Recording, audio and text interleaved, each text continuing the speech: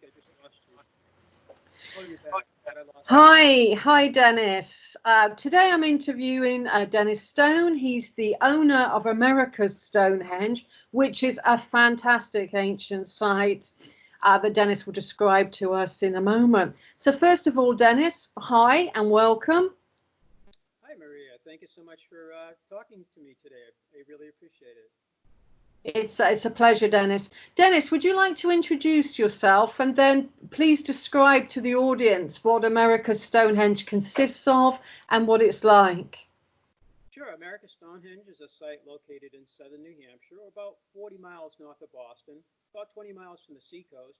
And it's a little town in North Salem, New Hampshire, the southeast part of the state.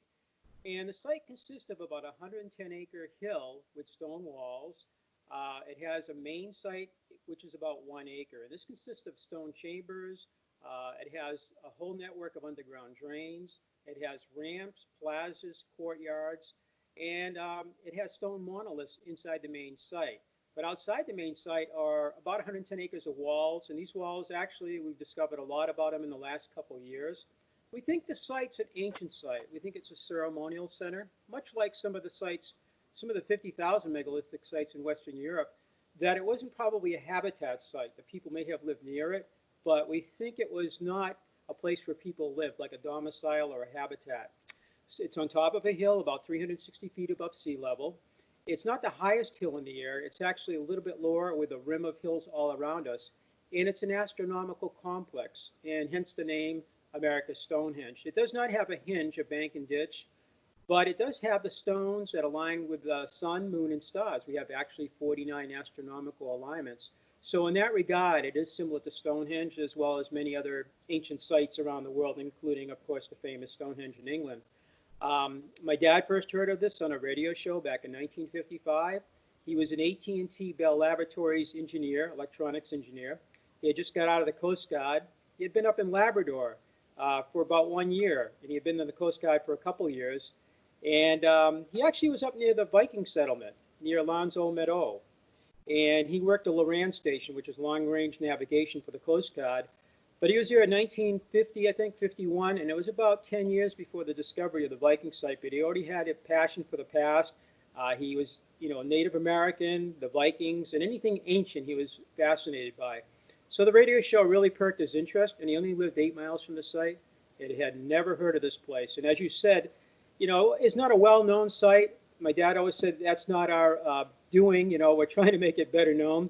But it's one of about 800 sites from Quebec, Canada, throughout New England into New York. And actually, New York and the Hudson Valley, just north of New York City, has about 200 structures that are, again, similar to our site, as well as some of the megalithic sites in Europe. And they continue right into Pennsylvania, New Jersey, and we are finding other similar type stone features across North America, actually. So it is a unique site in a way, but it's not the only one by any means. And has it been dated, Dennis? Yeah, we have dated this a couple different ways by radiocarbon dating, which is indirect dating, actually. We have taken 12 different charcoal and 1 root sample starting in 1967. The oldest date on the main site is about 4,000 years old, and that was taken in 1971 in a structure called the Chamber in Ruins. And that's an interesting chamber. I have seen one just like that in France, in Carnac, and I didn't get a picture of it at the time. It was back in 1984. We didn't have cell phones and cameras, and my wife and I were on bicycles, and as we rode by this sign, I did a 90-degree turn. I was behind her, and I yelled at her, and she kept going. I didn't see her for a few more hours. When I came into this clearing, it's like a hedge around it. It looked just like that chamber. It was the same kind of shape, the roof, the entrance, and everything. So there are similar structures, but that one at our site was dated to about 4,000 years old. 1967, we began the work on the astronomy, clearing of the trees. And 73 through 77, we had a professional survey team come up here and survey the astronomical alignments. That data was fed into the Harvard-Smithsonian Center for Astrophysics computer in Cambridge, Massachusetts. I believe today you probably could do a lot of that on your cell phone with a proper app. It's amazing technology today, as long as it works, as we well know. But the results in 1977, and I just found some more of the printouts just recently, as you were just finding some things in your archives, and I've been finding things too. I found one of the original reports from 1978, and they said that if these stone markers were used for astronomical purposes, they would work about 1800 BC plus or minus about 200 years. And that put it right back to the 1971 4,000-year-old carbon dating. So we think the site's about 4,000 years old. There is a carbon dating from what appears to be a fire pit. It doesn't date the stone features, but the date came back about 7,400 years old. So some human activity may have been taking place on top of the hill as early as that. That would be what we call Middle Archaic time period. And, they might have been building a campfire. They may have been there for a while, but it doesn't appear they were building the structures. But the hilltop has had human activity going on it for probably at least 7,500 years almost.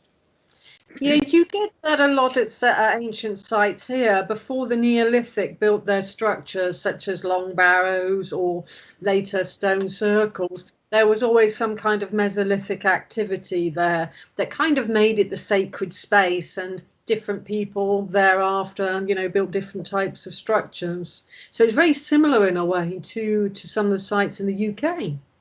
I think so. It probably was a place that attracted people, and back then, the hilltop was pretty bare. Bedrock was pretty exposed, and there's a fault line that goes through the center of it. There's a stream on the west side that goes into what we call the Merrimack River, one of the largest rivers in New England. So if you were coming over here on a boat, you could navigate up the Merrimack River to about 5 miles from this site. However, 4,000 years ago, we've talked to geologists, and it might be where you could actually navigate to about 1.5 miles from the site due to the land has uplifted itself. It's still doing that from the time of the glacial period, the rebound of the earth.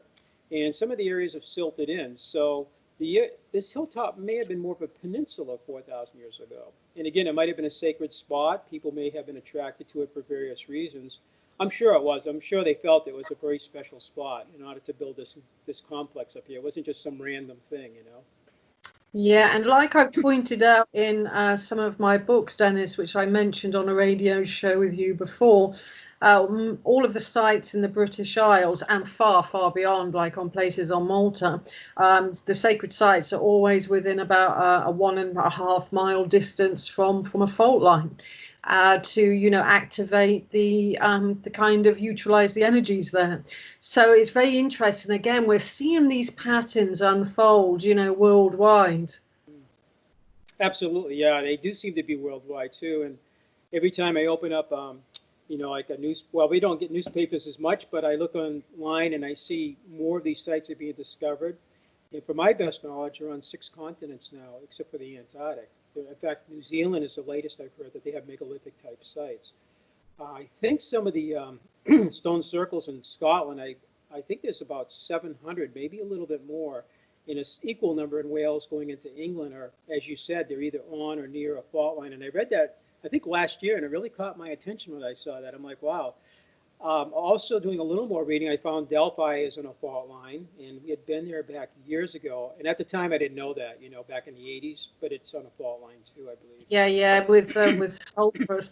But the reason behind it, like I pointed out in one of my books, Dennis, Avebury's Sun, Moon and Earth Energies, is because when a celestial body moves over the horizon line, like at sunrise and sunset, it gives a pull effect, like an ocean tide moving towards that fault line, which if megaliths are near that, they become bathed in a kind of piezoelectrical effect. So it was an actual kind of energy effect that they were looking for. And in Avebury, for example, and some parts of the Stonehenge Avenue, they're directly on a fault line. Wow. Very in the chalk, like fissures in the chalk as well. They're very common over here. So I think it was very different to Delphi because that was the fumes coming out of the fault line. Right, little different, but yeah. That's a good experience. It your mind a little bit too, I'm sure. Yeah. It didn't affect my mind, except I found Delphi very beautiful, but I have heard that. And maybe when there's some stress going on, the gases still come out. I don't know if they've done scientific testing on that recently, but that's pretty neat. It would alter your mind, I think, too. Yeah, definitely for the Oracle, which Delphi has very direct links with Stonehenge, actually, because... Oh, really? Yeah, because it's believed that Apollo, which is the god of the sun, in the Greek pantheon of gods manifests at Stonehenge at the winter solstice. And on the very old cog almanac calendars, cog means like ancestor. So it was a very ancient way of doing calendars in the UK, especially in England. It says that Apollo appears at the spring equinox. So they seem to think that the god of Delphi, who's Greek, manifested at Stonehenge. It's quite intriguing. That is very fascinating, definitely. Absolutely. But yeah, we have found throughout New England other sites like the North Stonington site in Connecticut. We were drawn to that only 4 years ago. And that site in southern Connecticut, right near the shore, is about 8,000 features, stone features, very similar to ours. As it turns out, our fault line is a fracture that goes into what they call the Clinton-Newbury fault line. It runs from the seacoast, New Hampshire and Massachusetts. It runs southwest, and it goes just south of us, but one of the tentacles, they call it, runs into our site. But it continues down towards Clinton in Worcester, Massachusetts, takes a bend and heads right down into North Stonington, kind of almost connecting us, kind of. And that site is sitting on a fault line, too. So it seems the more we check these things, the more that's true. And the Hudson River, I believe, is the same thing, where it's similar to the Boyne River in Ireland, where you have about 200 sites. Like Newgrange is one of the most famous, as you well know. You've been there. I mean, I was there with my dad. It's been so long ago. I've been there lots of times. Lots of times. I know. I believe you did. You have.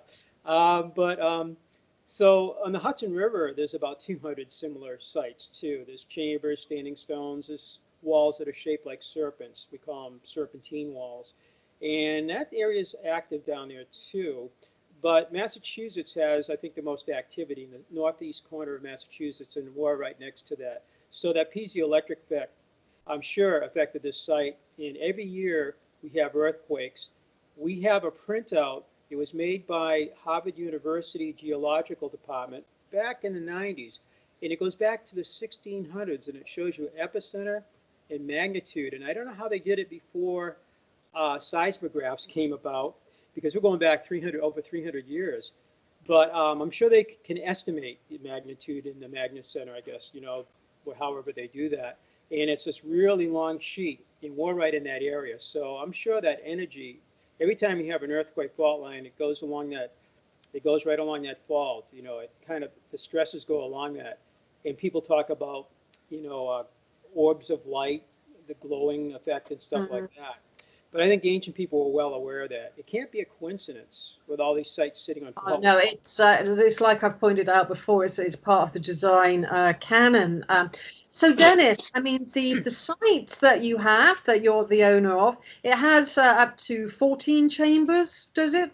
Yeah, it does. And they're different sizes and variations. One called the V hut. It looks like the letter V is in Victor. And we always know it's a little different because it doesn't face true north or south, east or west, like most of the other structures. And it's not magnetic. It is true north and south. And this particular structure, it's probably about 3 feet tall, and it's probably about 12 feet wide, but it's shaped like a letter V, and it faces the southwest. And I always thought that was peculiar, even as a kid. Like, it's kind of a funny shape to it, and it's facing the winter solstice sunset, kind of. When I became aware of a lot of the megalithic sites in Europe back in the 1970s, one particular structure stood out in my mind was the Wedge tombs of Ireland, and they do come in a variation of sizes and shapes. But the one I saw in the book looked like ours, and when I was reading it, in this particular one, it said that they face southwest, and I said, gee, the size, the shape, and the orientation are the same. That's kind of interesting, I have seen similar ones in Spain. I've been to Spain, but I didn't see them when I was there. I saw them online, and I looked online, and I was looking at some of the megaliths in Spain, and they have a couple that look like, they call them dolmens, although to me it looks like a wedge tomb. And the one over there I saw on the picture has, our roof slab on ours has like a notch that was intentionally, it looks like a half a moon notch on the roof slab. Maybe about 6 or 7 inches across, and it's just this beautiful cutout. We don't know why. A lot of the big slabs have that on our site. But the one in Spain had the same one. It was the same place, except it was a little bit larger. On the bottom, on the bedrock, all our chambers sit on solid bedrock. The rock walls and the chambers, it's all solid rock. And there's a basin, and it looks like it could have been partly natural. It looks like man alternate, though. It's like a big hole in the bedrock. The one in Spain on the same side had the same thing, except it was a smaller basin. I'm like, gosh, it's got the same features, size, shape, orientation, a little notch, basin. Next to our V hut is a chamber we call the Galley, the east-west chamber. It looks like gallery graves or galley graves. And in France, in Carnac, I saw one quite similar to it. And the ones in France that can have boulders that are kind of elongated stood on their ends, they call them orthostats, or slabs stood up vertically, and then the roof goes over that. Generally, they run about 20 to 60 feet from the information I have. Well, ours runs true east and west. It's about 30 feet long. It has orthostats. It has flat roofs on both sides of it. And when you look at it, it looks like what you can find in Northwest Ireland. I had a friend in the Netherlands recently. He's a book writer, and he was over in Holland, and he was looking at the giant's beds over there. And I said, we were talking by messenger, and I said, what is the orientation of that? And I kind of already knew, but he goes, it's true east-west. And I said, that's just like ours and just like the ones in Northwest Ireland and in Carnac, you know. So we have other chambers, too, that do look like some of like the Fugus in Ireland. We have a chamber that looks like that. And I had Alan Butler from England over, and I was asking him, he was with an entourage, and Alan's been on TV quite a bit. I said to him, I said, Alan, does this look like one of the Fugus that you've seen? He goes, in Ireland, they do come in a variation of sizes. Some are pretty big, some, you know. He goes, but this does look like a couple of them, too, including the orientation of it. So, size. They're the ground as well, aren't they? The Fogus tend to go underground in places like Cornwall, so they can be quite. I mean, I went to a very deep one in Ireland called Owe Nagat, and that was about 15 feet below the ground. Wow, yeah. So those are the big ones, you know. And I got a picture in Goodwin's book of one in County Meath, Ireland, and it does look like ours, you know. It looks very, very similar. It's one of the smaller ones because, as Alan said, like you said, some of these are quite large, and some of these you can stand up on them and you can walk in them. But he goes, there are a couple of smaller ones they call Fugus also, and this would be like that one. And this one on our site faces true south. I'm not sure about the ones in Ireland, though. So I have to do a little more research. I think we're going to have to go back over there again. whenever we can travel. To go. I mean, I think you would really like the cairns of Carrowkeel in Ireland. They're very spectacular. They're on top of a very large mountain. They have a light box that aligns to the mid-summer sunset and to the moon's botanic cycle as well, which was discovered by James Swagger. And they also align to Cassiopeia, the stars of Cassiopeia. So they're quite spectacular. So in a way, some of the chambers of America's Stonehenge get a variety of different designs all in one place, is what you're saying. Is that correct, Dennis? Yeah, they absolutely do. They have their own architecture, you know, and we actually had a gentleman from Harvard University. He was in the School of Architecture. He actually designed like the U.S. Embassy, I believe, in Baghdad, Ammonia Square in Athens, the U.S. Embassy there, and a couple other very famous places. So he, back in the 90s, got interested in these New England sites, particularly ours, and he was looking at the features, the shapes, the sizes of these structures, and it really struck him, you know, that our site has so many different details, far more than a farmer, or the guy was actually a shoemaker, one of the owners of this place, that people say, oh, well, he built the whole site because he was a little unhooked or unhinged, you know, he was a little crazy, you know. But I'd have to be crazy to build miles and miles of wall, quarry all these big stones. And then you get to the detail of the structures like the Oracle Chamber.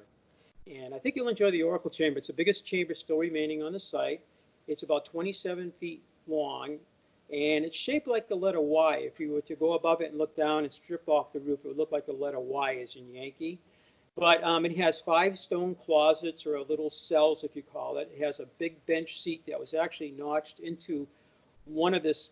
It was actually a gigantic, I guess, piece of glacial erratic stone that was left there at about, oh gosh, one part of it's 50 tons, the other part of it weighs a lot more. And somehow or other, the rock was split, maybe by nature.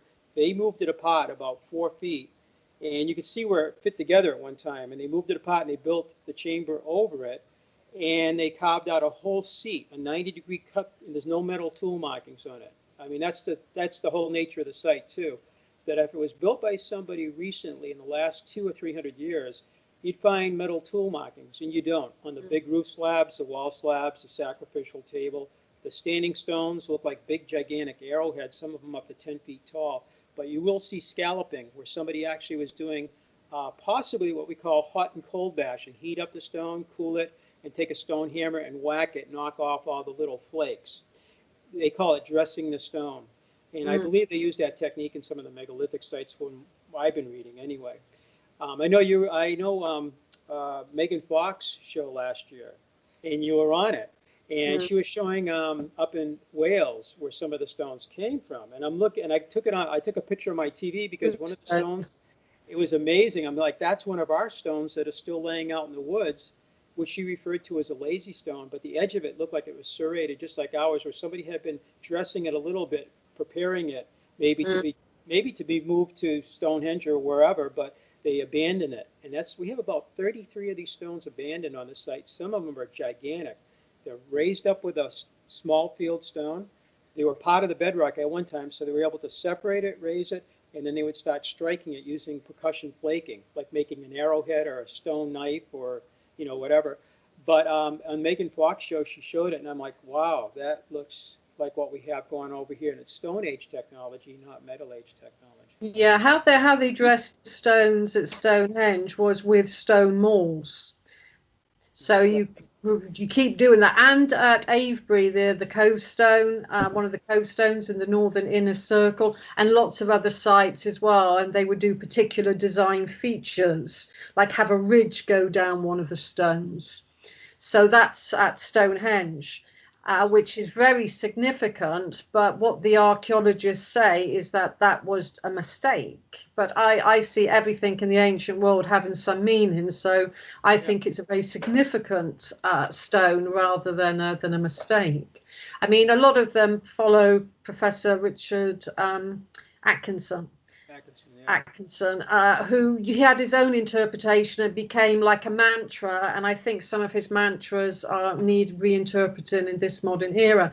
Well, it sounds absolutely fascinating, some of the stones there, Dennis, and how they're dressed and how they're worked. I mean, it really does sound incredible. I can't wait to go there. I was supposed to be coming over in September, but with CV, what can you say? We're all grounded. I know. I'm frustrated too. I want to get out and see some things, even in our own country, and I'm dying to go back to Europe and spend some time with you if we get over there ever, But we have one monolith too. It's 14 feet long, and it looks like one of the stones. It's Stinus, kind of a menhir, if you will, and it's got the top of it's kind of sloped.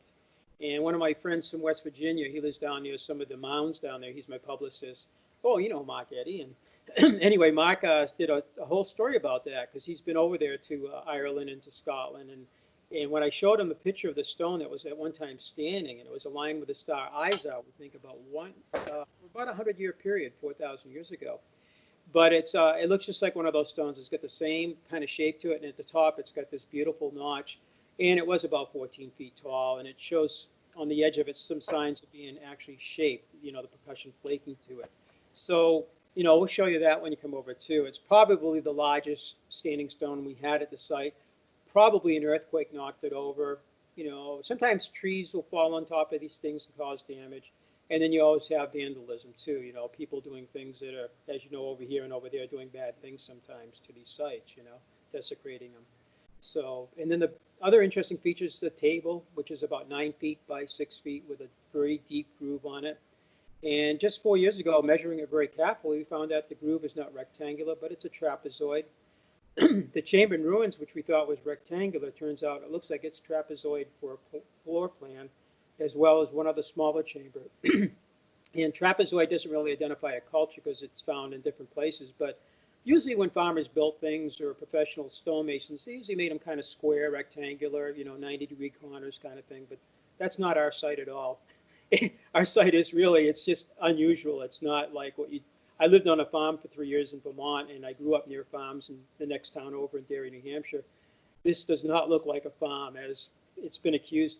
Even Glenn Daniels was here in 1970 for about 30 minutes, and he walked out thinking he was mainstream, if you will, you know.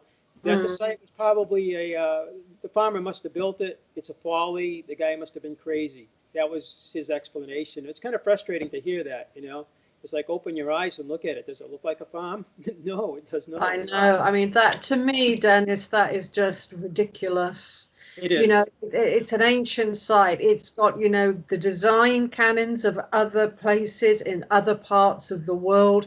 It's built with dry stone walling, as indeed you get over here and elsewhere worldwide as well. So, I mean, it's definitely a sacred site, you know, and we know that. It's just that mainstream people.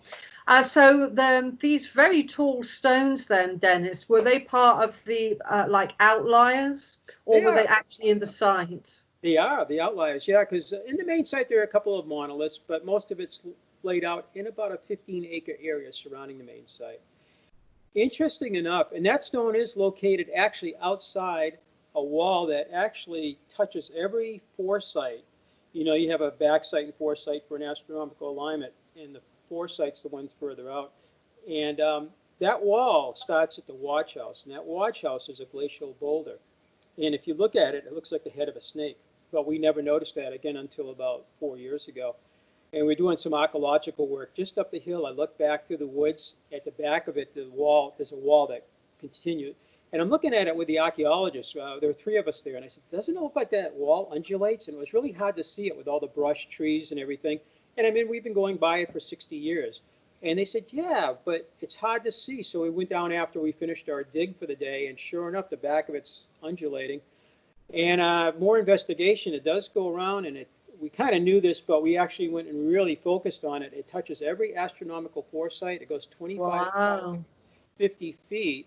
So it's, you know, it's almost a half a mile around, and it does a few more undulations. The back actually humps. It comes back in front of the watch house. It does one more beautiful hump, which we always noticed, but we didn't put 2 and 2 together. Just, you know, the wall shaped like that. Does a 90-degree twist, and if you look at it, it comes to a pointed tail. After seeing that, your eyes open up and you see it and you're like, oh my God, I think we have a serpent here. And it looks like it's biting its tail like the Ouroboros, but that watch house is multifunctional. It's a lunar minor standstill, which will be coming up 9 years after 2025, which is the majors. We're going to be watching the major standstills here for the first time because those trees have been cleared. It was surveyed, and the calculations are that there are lunar major standstills, but we couldn't see them because there's like 800 feet of trees. We just never cleared since 1967, but we are doing that now. But the minor is the watch house, and we'll watch that next time. It's open now. The trees have actually been removed.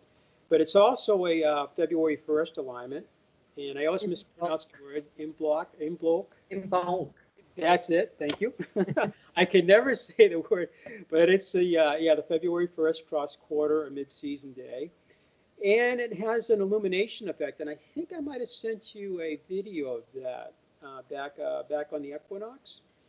And there's a quartzite stone in the back wall, and it's been noticed for years. It's actually written up in some books going back years ago. Somebody noticed it and said, that's interesting, this piece of quartzite in the very back wall of the structure. And we always knew it was kind of an equinox alignment. So this year we were able to see it because the trees were removed. And what you saw on there was a time lapse. And at first it just illuminates it. It's kind of a, you know, it's all lit up, not too spectacular. But as the shadow illumination effect changes, as the sun rises, it actually frames the stone very nicely. And then it moves down, and the last thing you see, it looks like a hand with a finger pointing back at it, kind of. You know, it looks kind of like almost like a pointer. We saw that this year. That's the first time we saw that. 20 years ago, a gentleman who's an astronomer from New Jersey came up with his students, and they actually made their own equipment and everything, and they actually saw that if you get in the back of that structure, right near that quartzite stone, and you look out, the door jamb effect is you'll see cirrus and Betelgeuse, and there'll be helical sunrises at different times of the year. So that's another part of that structure that's kind of interesting. So that structure's more complex than it first appears. And in 1958, when they were excavating, they found a stone pendant about 1.5 inches. It's flat. It looks like it's slate with a drill hole in it, and a piece of bone about the same size, maybe 1.5 inches. They're on display in our museum. Looks like it was jewelry that was left behind in the structure or placed there intentionally. we don't know what the structure really is, but we can tell you what it does astronomically. And I think That's it is. fascinating about the moon. Yeah, that's fascinating about the moon's cycle. You know, with the major and the minor and the standstill, because the heel stone at Stonehenge, although it's very world famous for the summer solstice sunrise, the more accurate alignment that an archaeoastronomer would tell you about is that it marks the standstill cycle of the moon's botanic cycle more accurately than the sunrise. Better say something enough times and it becomes a truth. And other stone circles as well do align to, you know, the moon. I think it was a very powerful time for ancient sites by day and by night. So I think people experience them in the day for the sunrises, but also, you know, in the evenings, or sometimes even like at Stonehenge, you've got a south causeway where that would perfectly align the moon at its zenith at the spring equinox at midnight. So that means you would be there at night. So I'd like to think, you know, that at America's Stonehenge, the ancient people would be experiencing it by day and by night. I think you're right. Yeah, we talked about that even in the 70s. That's wonderful what you just said. I mean, you know, and I think we used to talk about the matriarchal, you know, and the patriarchal societies, and really Sure. the moon calendar and the mother goddess, you know, and then because the male. But yeah, the moon would have been a big part, and even the hunter's moon, they call it, you know, and all the different types of moons we have, you know. But I think they might be able to, as you know, maybe they could predict eclipses in some cases, and that might have given a lot of power over the priest in the upper, you know, the hierarchy. You know, like we have an eclipse coming up, you know, and these people knew this by watching the 18 and a half. And I think Gerald Hopkins, that's one of the things he put out in his book, you know, Stonehenge. How about Stonehenge? Yeah, he said it was very accurate at Stonehenge just by having a marker stone and moving it on.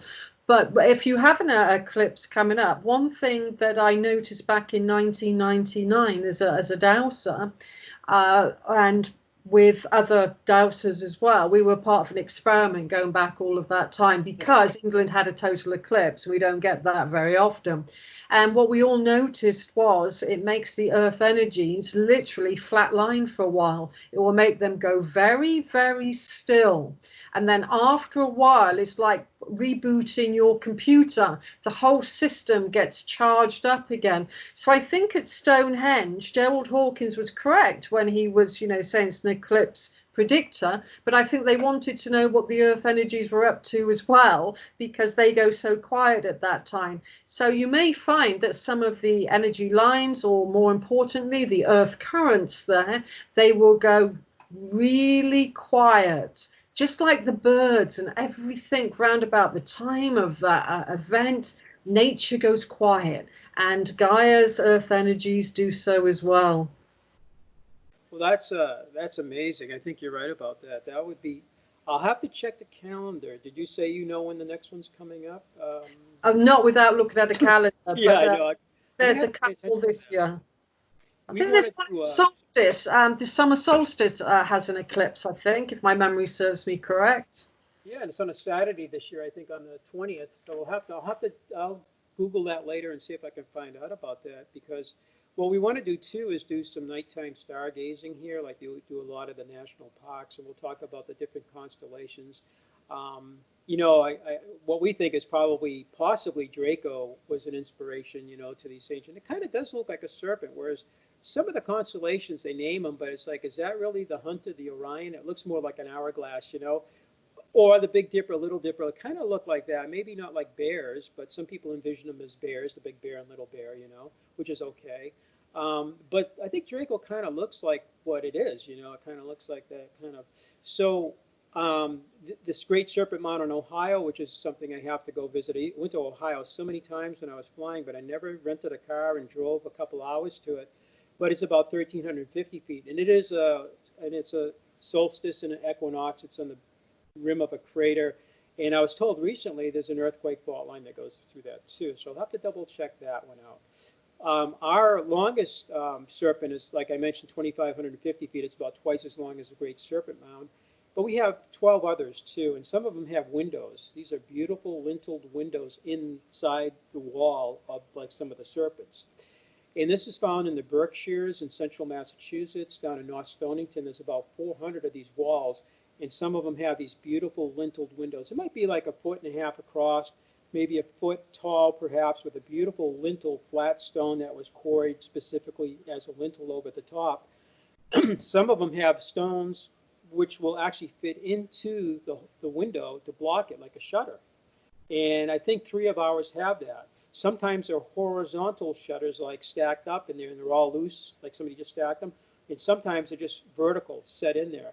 And I found the first window here back in 2016, right after I retired from the airlines, along with the, it was like it just, everything started happening at once. It was kind of a wonderful way to retire. It wasn't boring at all. And just on these things, you know, I was worried about retirement, as most people do, you know, not being busy and being bored and, you know, maybe a little depressed from leaving your career. But actually, it turned out to be kind of exciting, myself and other people. The last window was found actually when the History Channel filmed us for a show April last year. And the show was just on last weekend. And as the cameraman was walking away, one of my assistant archaeologists and a professional stonemason pointed at the wall and goes, "Dennis, it looks like you have another window there." And we looked at it and went, "Oh my God."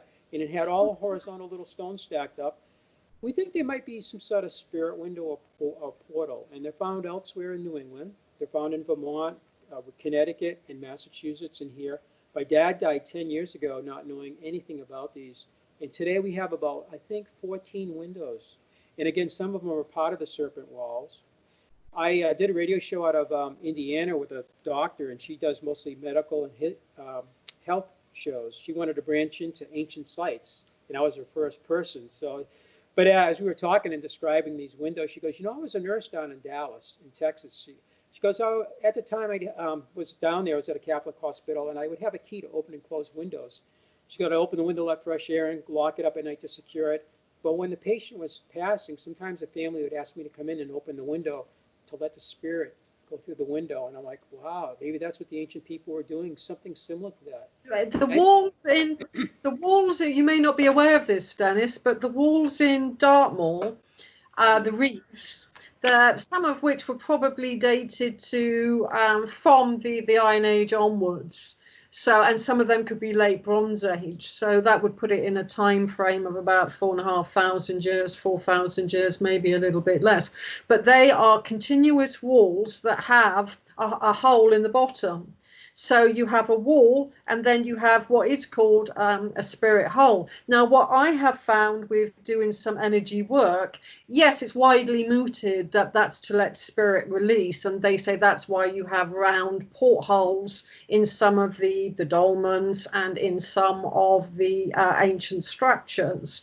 Like barrows, long barrows in France and places. But what I found with dowsing earth energies for over 25 years at different ancient sites, Dennis, is they let the free flow of energy go through that hole. So it could be a point where you've got the wall going that way, and through the window you might find some earth current or a ley line or something going through, or a grid line, or different forms of geodetic energies. So it's seen as a kind of free flow to allow energy to go through. We've got some in Gloucestershire that have these round spirit holes, for example. So that's quite fascinating. So I would look up on Google the Dartmoor walls, the reeve walls, and see if they have a similarity. It might be quite intriguing to do so.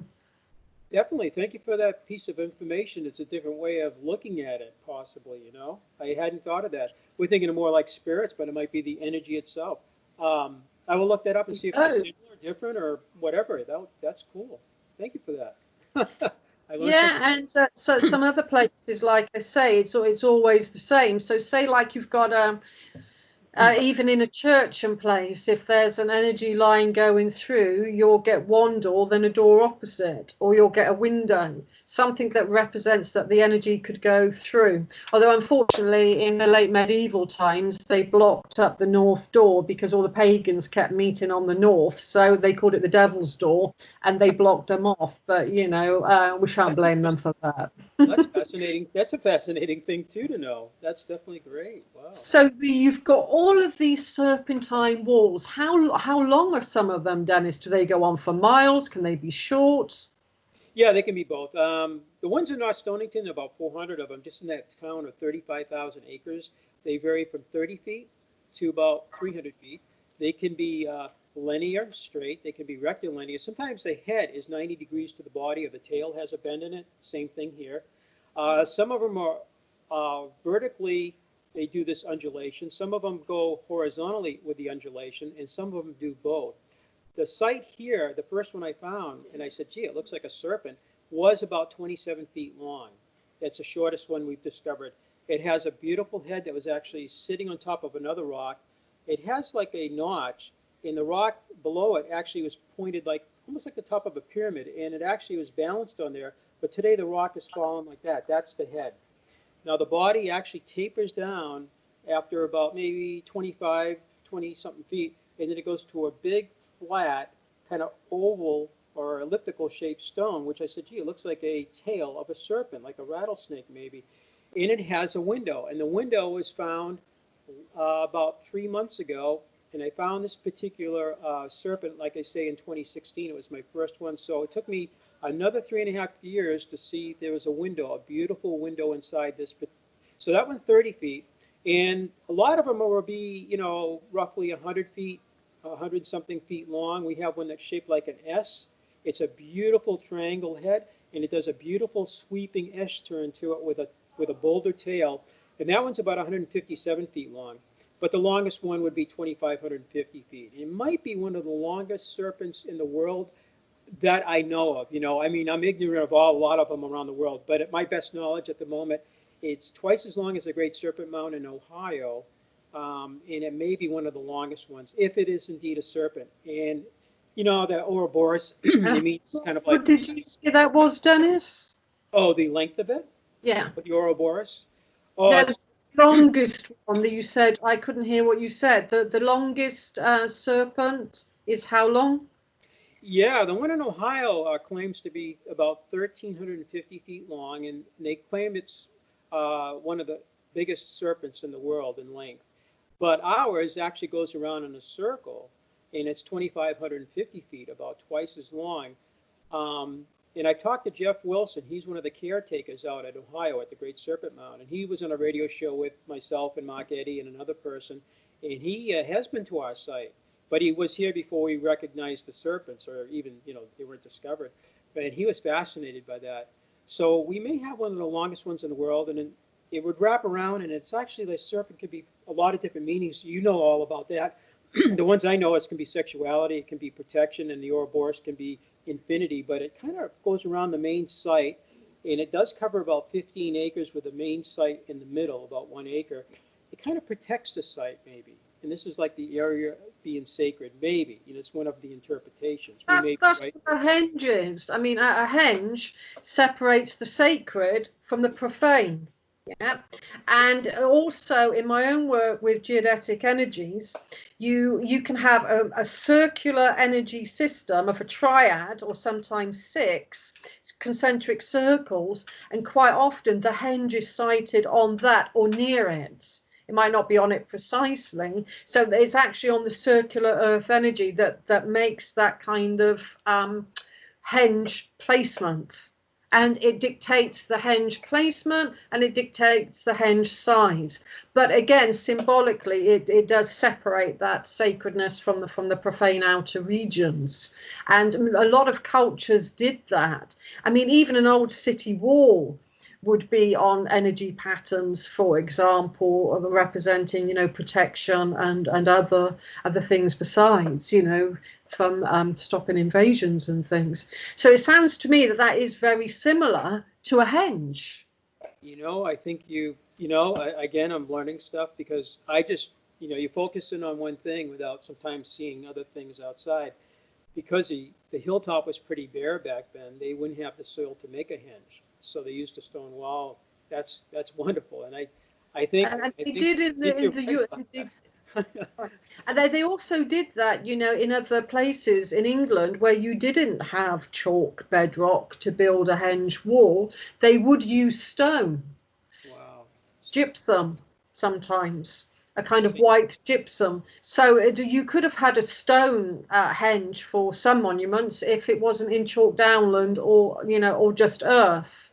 Wow, that's perfect. I think that's another great way of presenting it. You know, because they didn't have the earth to do this. They did it with stone. I think that's probably right. It's a great comparison, a great analogy. That's why you got to come over here, you know, to see this, because it's going to put a different light on it, a better explanation of what we might have, drawing upon all your knowledge and everything.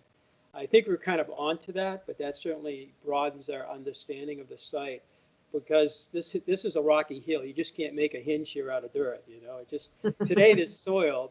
Our archaeologist, who is the president of the New Hampshire Archaeological Society, has been with us for over 30 years. She's just coming back from spending the winter in Florida, but she got delayed because of the C-19 problem. But she spent years doing shovel test pits, and her husband was a doctor of geology at Tufts University in Boston. And so he was a great right-hand person to help her with the geology. But her shovel test pits found some fire pits. One of them was the 7,500-year-old. She found a wigwam site down near our visitor center, about 30 feet across. It's an oval kind of structure the Native Americans would have used, and it dated to about 2,000 years old. But she said the geology of the hill was about 4,000 years ago, probably 75% bare bedrock, 25% covered with soil. So it was a pretty bald hill back then. So going back to the stone wall being the hinge, I think that's probably what they had to do, because they didn't have the soil to do it with, you know. And as you go further out west, as you know, some of the sites out west in Newark, Ohio, they did have the hinge, you know, and the Grave Creek Mound in West Virginia originally had the bank and ditch, which I think we talked about that on Mark Eddy's show. You know? That's right, we did. Yeah, like Silbury Hill, you know, that kind of thing.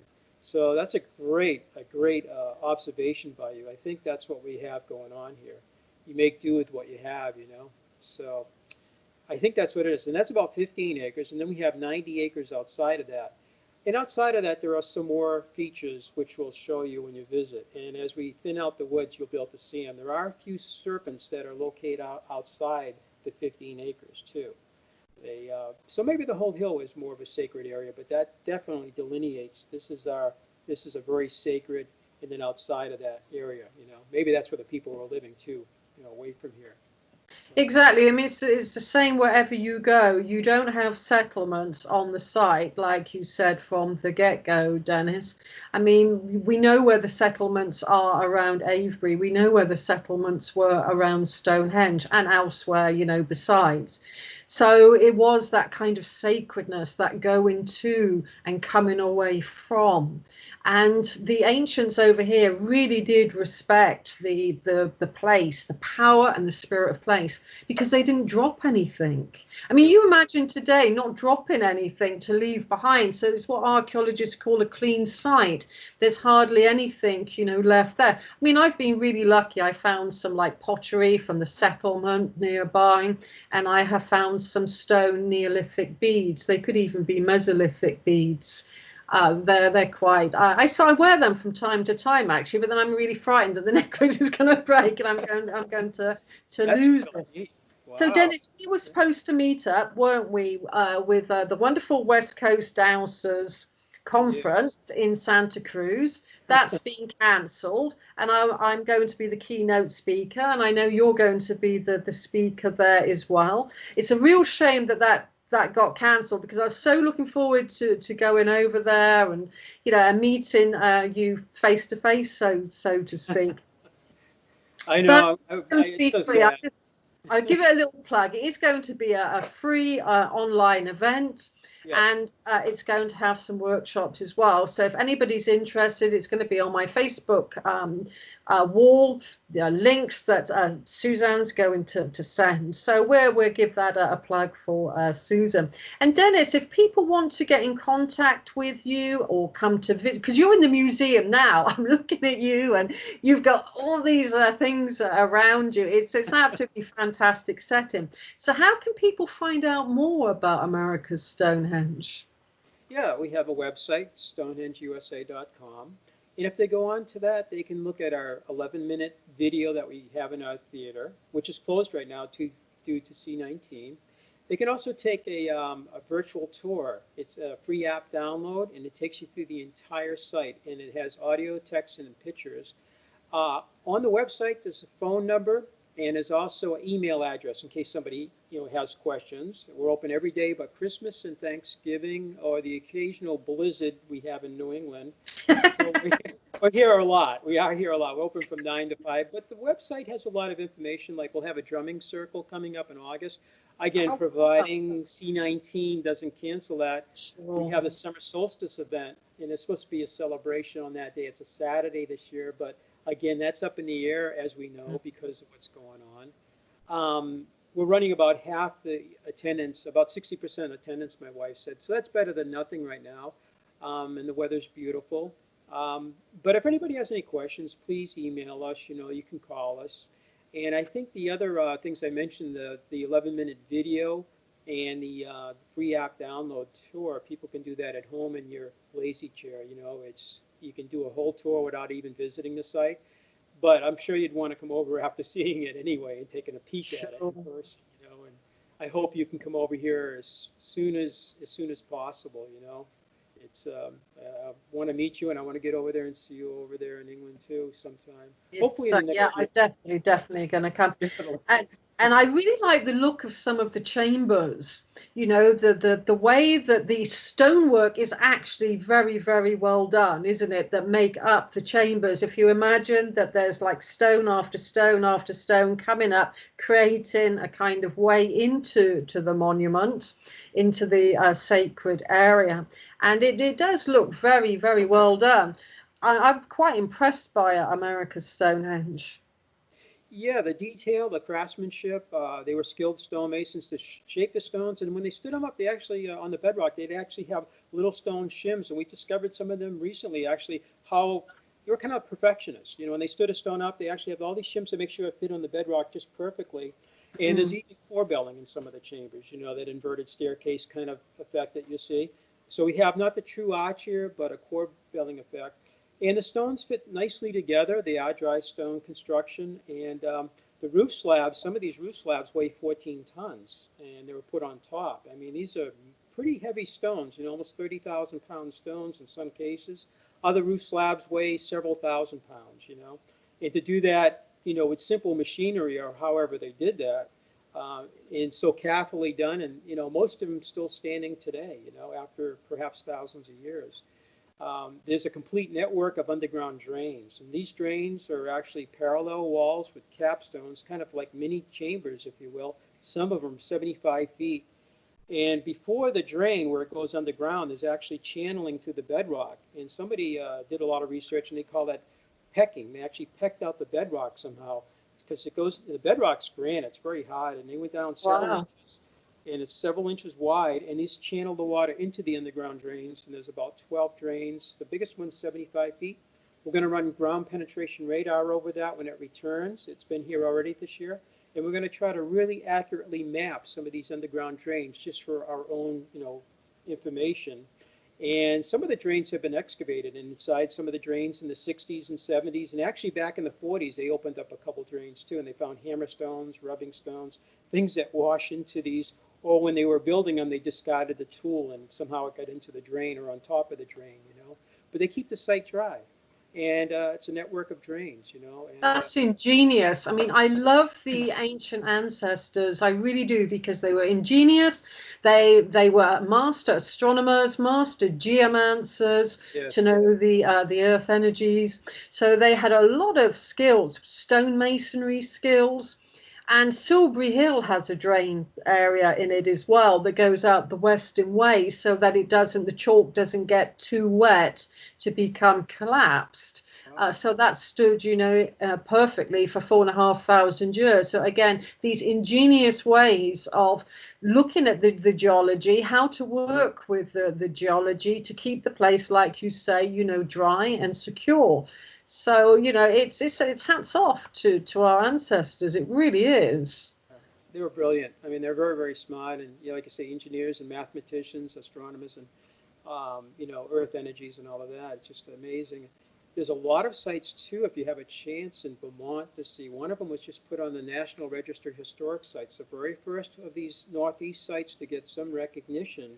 Our site was, the gentleman who was an astronomer from Penn State down in Pennsylvania, Dr. Winkler, and he was working on that 20 years ago.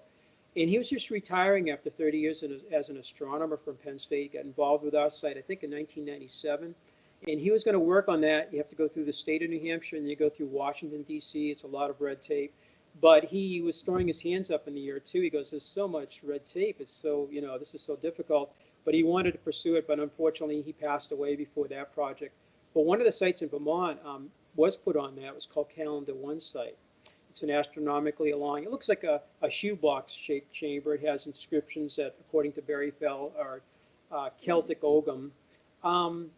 Vermont has the most inscriptions, I guess, of any of the Northeast sites. And it has a lot of fertility symbols, both male and female, big monoliths that are shaped in a fertility kind of mat. But they also seem to be very prolific writers up there, these ancient people, because it has the most inscriptions. I read last night that they say there's more inscriptions in Vermont than there are in some of the European sites as a whole. And I didn't know if that's true or not. I'll throw that out there for whatever that's worth. But Vermont is loaded with inscriptions, mostly Celtic Ogham. There is some Libyan and Phoenician markings too. Barry Fell felt that these people came out of Spain and Portugal. It was a melting pot. The Phoenicians went in there, the Celts, the Libyans, and other cultures. And well, Ogham, as it's pronounced, like Ogham money. Ogham, yeah. I know Ogham, yeah. I mispronounced that. Ogham, I can't get out. I can't. It's been saying that way since the 70s. It's all good. It's all all you know good. what I mean? Yeah. That seemed to, there's hardly any Ogham inscriptions in England. There's a few in Wales, the majority of which are in the southwest of Ireland. That's where you get a lot of Ogham scripts from. And they form a tree alphabet as well. So you've got birch and you've got oak. And I run a few Ogham courses actually in divination cards and things like that. So, and I've got Dr. Barry Fell's book, where he claims this. And don't you even have one stone in your museum, Dennis, that has some Ogham on? We do, yeah. Yeah, it's a monolith, and it was found back in 1975, I think, in August. It's about just under 7 feet tall, and it has like a nice little notch on the top of it. What we think is it was standing, and there was another one that was a little bit shorter, so there were two monoliths, and the taller one fell over, and the other one fell on top of it. And it actually kind of protected the inscriptions it kind of formed like a little roof over the top of it. And one of our researchers just happened to see these two and said, these look kind of suspicious. Maybe these were standing, just kind of a gut feeling. And as he looked at it closer along one edge of it, it has Ogham, I'll call it Ogham because I can't pronounce it. But anyway, he said, Barry Fell looked at it and said it represents 39 days between the spring equinox and May Day. And the time period would be just around the time of Julius Caesar. And it says 39, but it was like XXX VIII instead of XXXIX, which is a little different way of writing it. You actually added up the numbers instead of subtracting one from the last 10. And it had the word la, which means day, so 39 days. And due to precession of the equinoxes and everything, it's about 45 days, according to Barry Fell today. So if you go back to that time period when the Roman numerals were correct, and it was 39 days, he said this stone probably was actually erected, or at least it was written on just before the time of Christ, around the time of Julius Caesar, according to Barry Fell, whether that's correct or incorrect. But it's a magnificent looking stone. There's others throughout New York, and I was just looking at one down in the Hudson Valley last night at one of the chambers, and I said, that looks just like the one we have in our museum today. So in 1975, instead of just leaving it in situ where it was discovered, they decided, the thought process was, we'll bring it to the museum, we'll protect it, we'll put it inside. When it fell over, apparently the other one fell on top of it, it actually broke the stone in two. And today we have it stood up. My son and I stood it up, and it wasn't an easy process because it weighs hundreds and hundreds of pounds. And we put it up, and it is standing in the museum. And I'll show you it when you come here, and you can, look at it and make up your own mind. We tell everybody the site's open to interpretation. Come here and look at it. We try not to say this is absolutely this is absolutely that, because we really don't know. Even after 60-something years, And when somebody comes up here in 15 minutes and declares a site something like, "Oh, this is what the site is," it's, I don't know. Everybody's entitled to their own opinion. Some people may be correct, some people may be incorrect. But Barry Fell did get a lot of criticism, of course, of what he did. But even David Kelly, the famous linguist, even said Barry Fell was on the right track. He wasn't correct in every one of his details. Sometimes he might jump to a conclusion. Sometimes he might add look at something and say, I think there's a line here when there may not be, or he ignored another line. But basically, he said he was on the right track. Barry Fell. He was a pioneer, I think, and pioneers forged the way. They're right about some things and incorrect about anything. And in a way, we're pioneers. And I'm sure in the future or something, someone will say, well, you kind of got that wrong, but that was kind of right. Dennis, we're coming up to an hour already. It's just flown by. So if you'd like to say your website again, that would be great for people to come and visit. Yeah, well, we're starting to get businesses in here, as you can hear. But our website is StonehengeUSA.com. That's StonehengeUSA.com. And when you go on that, you'll find other things out, like our calendar. We're going to do different things. And, if they want to email us, they can, and we'll try to answer the questions if we can. And, I can't wait for you to come over here and visit us as soon as possible.